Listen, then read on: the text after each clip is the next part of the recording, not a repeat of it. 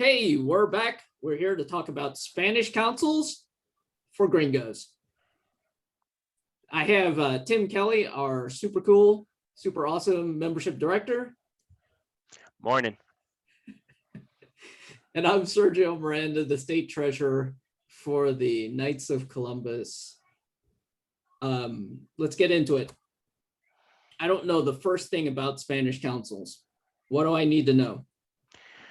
Well, first thing you need to know is that Spanish-speaking Catholics now account for 40% of all Catholics in the United States and a solid majority of school-age Catholics, and that's according to an AP article from last year. So soon, they're going to be the majority. They're the future, and we need to reach out to them. We are also starting to see some predominantly Spanish-speaking parishes, which means the councils are going to be Spanish-speaking councils. We already have a few in North Carolina. This can be a challenge with training such as today's, which are in English.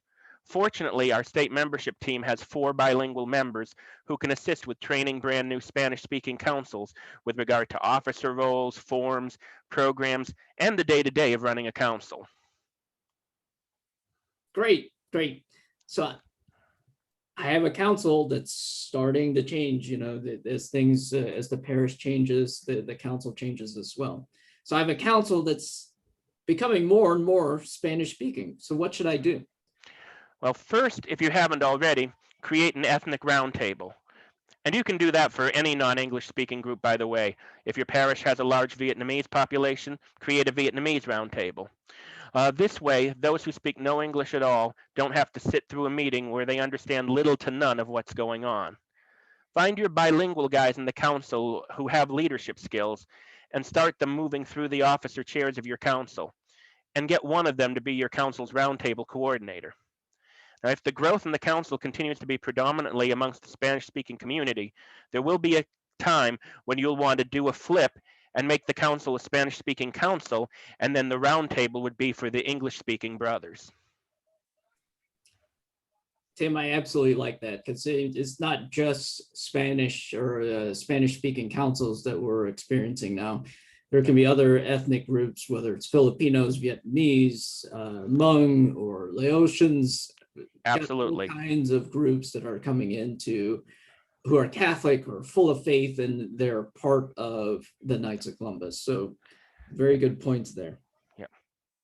So let's say I'm a DD, or let's say I'm even a Grand Knight that's local to one of these councils. How do I help? Do I need to know Spanish or whatever the predominant language is? Well, it certainly helps, but it isn't mandatory. I know very few words in Spanish, but I've been able to recruit in the Spanish-speaking community as both a Grand Knight and district deputy by identifying bilingual leaders to help me. If you're just beginning to recruit in the Spanish-speaking community in your parish, identify who those leaders are who are bilingual and get them into the council and get them to help you. If you don't know who those leaders are, ask your pastor. He will know. Then you need to go where they are.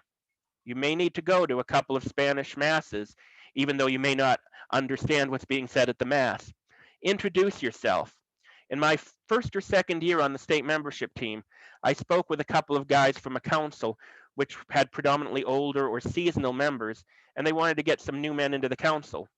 One of the first questions I asked was if they had a Spanish mass, and they said yes. So I suggested they try to recruit some of those men and go to the Spanish mass. The response I received was, "That's a great idea. I'll ask Sister to make an announcement." Brothers, if you aren't willing to take a couple of hours out of your Sunday a couple of times to attend a Spanish mass and introduce yourself, why would they want to join? Where is the fraternity in having Sister make an announcement?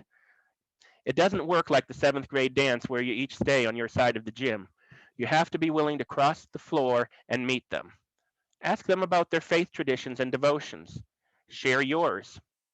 Early on, you might plan something together like an evening of silent adoration. That way, there's no worry about not understanding what each other's saying. You'll be sharing your common desire to be closer to Christ. And that's a great building block for the future of your council and for unexpected friendships that will result. 7th grade dance. You had to remind me of that, those painful memories from the 7th grade dance. No, but great points, Tim. That's really great points. Any final words for our knights out there and folks who may be meeting some of these challenges? Any final words for them? Um, just have faith. Keep trying. As I mentioned, you're gonna need to take that first step. It's not easy. It's not always comfortable, especially when you may not understand, the what the other person is saying. Um, Utilize the bilingual guys you know. Ask your pastor for help. And as I mentioned, also our membership team. We have 4 bilingual members of the team here to help you. We want to make this easier for you. The majority of parishes in the state of North Carolina now have at least one Spanish Mass, if not more. We know this is the future of the Catholic Church in North Carolina. And so, we need to be prepared to meet them where they are, and become an integrated faith community. All right. Thanks, Tim. Thanks for taking a few minutes out of your day to talk to us. Gentlemen, Viva Jesus. See you next Viva time. Jesus.